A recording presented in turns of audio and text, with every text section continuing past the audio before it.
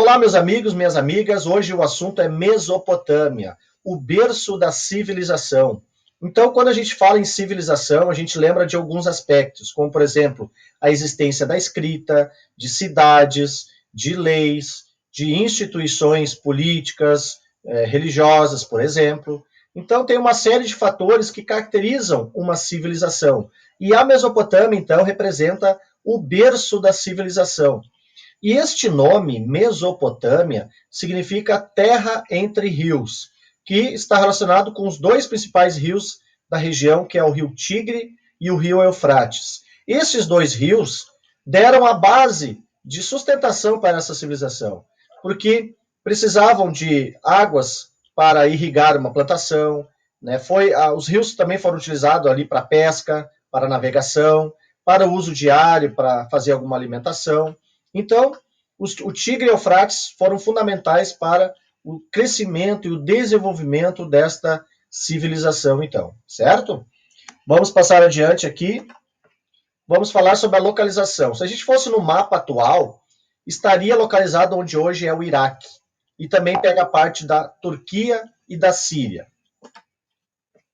Sobre a escrita, é a escrita cuneiforme, né? Por que tem esse nome? Porque os povos da Mesopotâmia utilizavam um instrumento para escrever nos tabletes de argila. Então, era um instrumento com uma ponta, né, com formato de cunha, por isso que tem o nome cuneiforme, então, e faziam, então, as inscrições no tablete de argila. Né?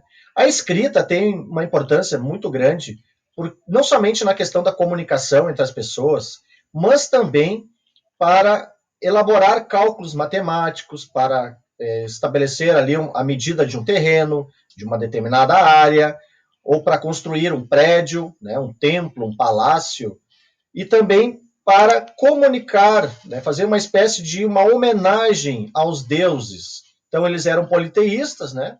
Então, faziam salmos, homenagens, poemas aos deuses. Então, a escrita teve uma função muito importante nesta civilização, certo?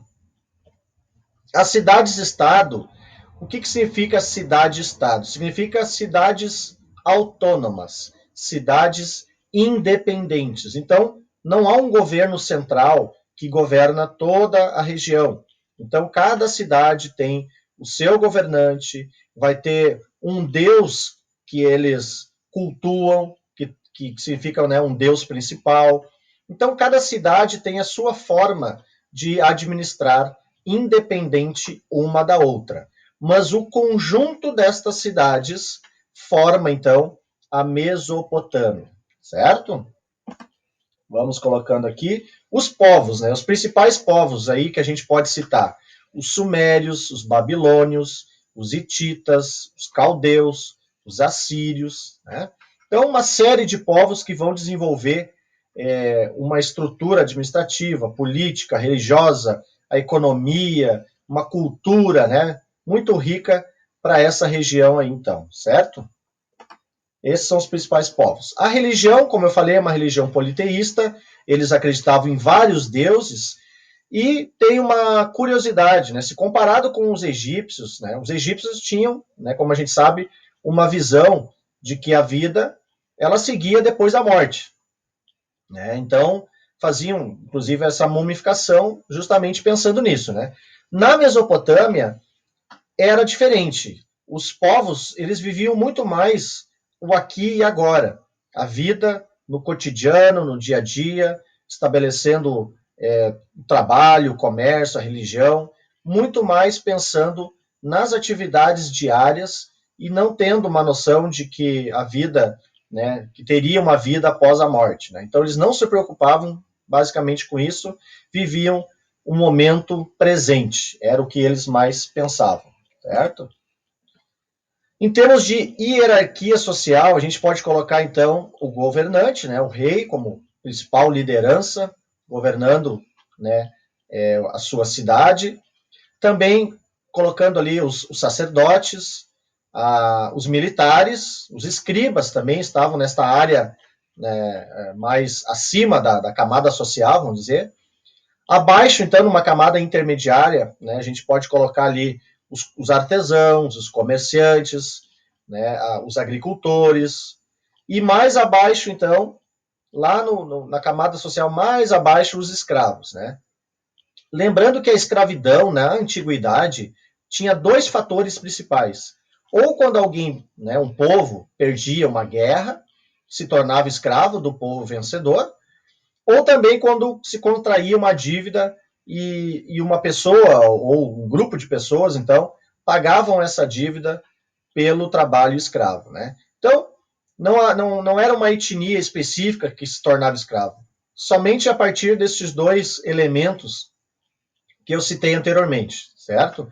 Então, isso é bem importante.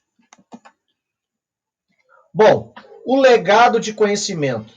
Nós temos aí lembrança de que os povos da Mesopotâmia tiveram um conhecimento bem expressivo na área da matemática, na área da astronomia também. Então, deixaram um legado significativo, né, para todos nós. Então, se a gente for pensar, bom, por que eu estudo a Mesopotâmia? O que tem da Mesopotâmia que influencia hoje, por exemplo, né? Então, a gente pode estabelecer alguns parâmetros aí, né? Como a questão do viver em cidades, né? A gente vive muito na zona urbana hoje, e o viver em cidades é uma invenção, né, dos povos da Mesopotâmia. A questão da escrita também, a gente utiliza a escrita, então utiliza os conhecimentos aí, como eu falei, da matemática, da astronomia. Então, alguns planetas foram identificados já nesta época, né, da existência da Mesopotâmia. Então, mesmo sem, né, algum instrumento óptico, eles já controlavam aí os astros, né, faziam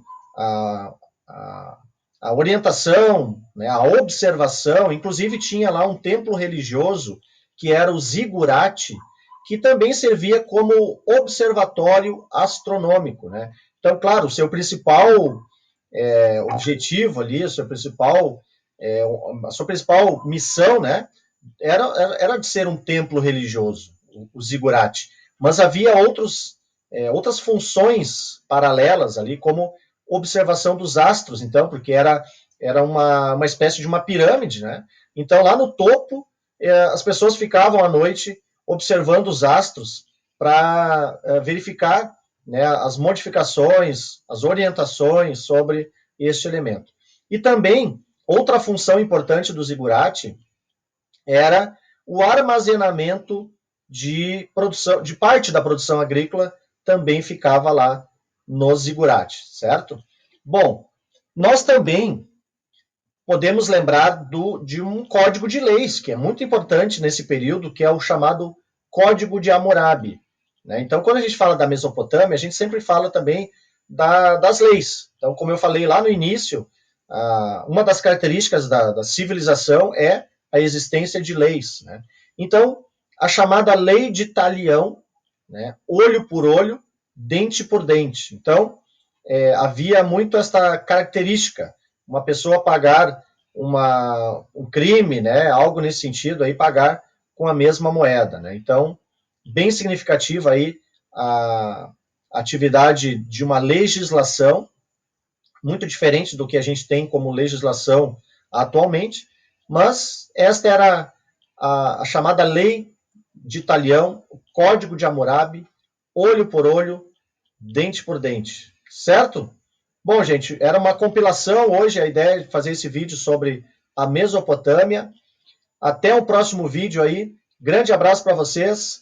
Até a próxima, então.